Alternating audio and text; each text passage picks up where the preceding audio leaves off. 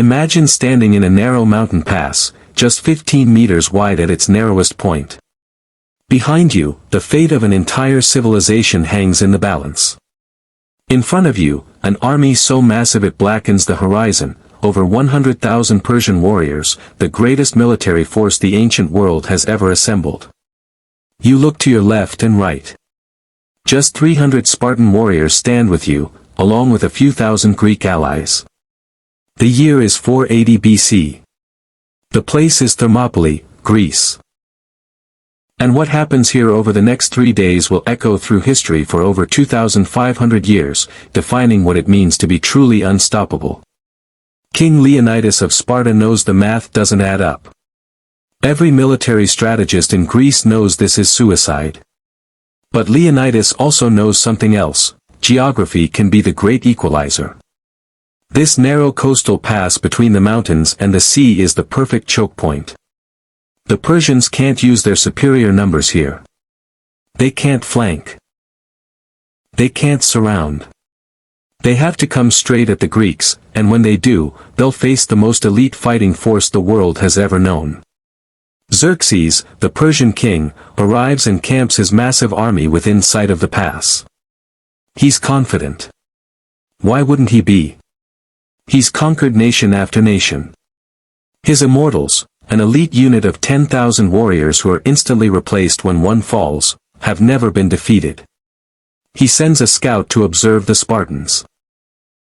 The scout returns with a bizarre report. The Spartans are doing gymnastics. Combing their long hair. They seem completely unconcerned about the approaching storm. Xerxes laughs. He sends a message to Leonidas: surrender your weapons.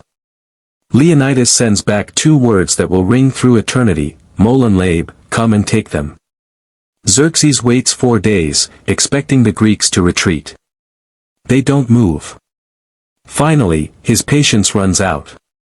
He sends wave after wave of Persian troops into the pass. What happens next defies belief. The Spartans fight in a formation called the phalanx, shields locked together, spears jutting forward like an impenetrable wall of bronze and iron.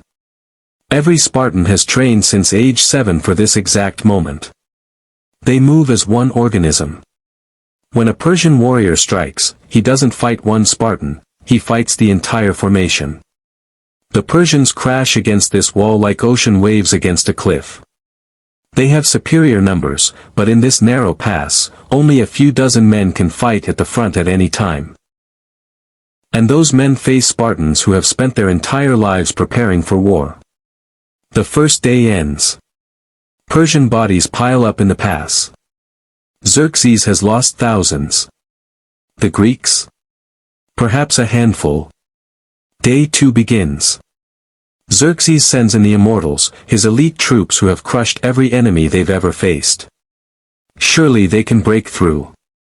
The Immortals attack with precision and skill. But the Spartans aren't just skilled, they're artists of war. They use tactics that seem simple but require perfect execution. They pretend to retreat, the Persians chase, and then the Spartans turn and slaughter them in the confusion. They rotate fresh warriors to the front, keeping their formation strong. They use the terrain, fighting on slopes where Persians slip and stumble. By the end of day 2, even the Immortals have been pushed back. Xerxes is furious. Humiliated. How can 300 Spartans hold back his empire? Then, betrayal changes everything.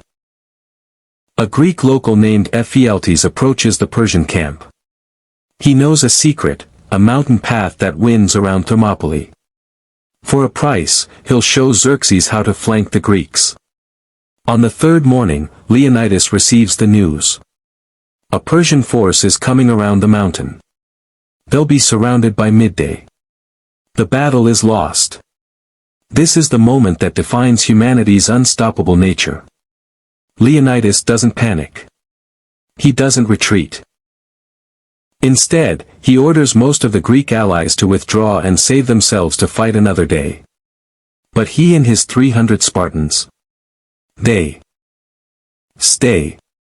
along with about 700 Thespians who volunteer to remain and die beside them.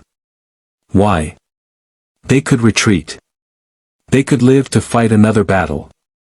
But Leonidas understands something profound. This isn't about military victory anymore. This is about sending a message that will echo across Greece, across time itself. The message is this: we will not submit. You can kill us, but you cannot break us. The final stand begins. The Spartans know they're going to die. So they fight with absolute freedom. They break formation and fight like lions unleashed. They push forward into the Persian ranks, killing Xerxes' own brothers in the chaos. Some ancient accounts say they even came close to Xerxes himself, forcing him to flee. When their spears break, they fight with swords. When their swords shatter, they fight with their bare hands and teeth. They retreat to a small hill in the pass and form a final circle. The Persians can't get close. So they do the only thing they can: they stand back and rain arrows down on the Spartans until every single one falls. Leonidas dies. All 300 Spartans die. The 700 Thespians die. Xerxes has won, technically. But here's what he doesn't realize in that moment of victory: he's actually lost. News of Thermopylae spreads across Greece like wildfire. The impossible stand of the 300 doesn't discourage the Greeks, it ignites them. City-states that were hesitant to fight now rush to join the cause. Athens evacuates its entire city and commits its full navy to the fight. Sparta sends its entire army. 1 month later, the Greek navy destroys the Persian fleet at Salamis. The following year, the combined Greek armies annihilate the Persian ground forces at Plataea.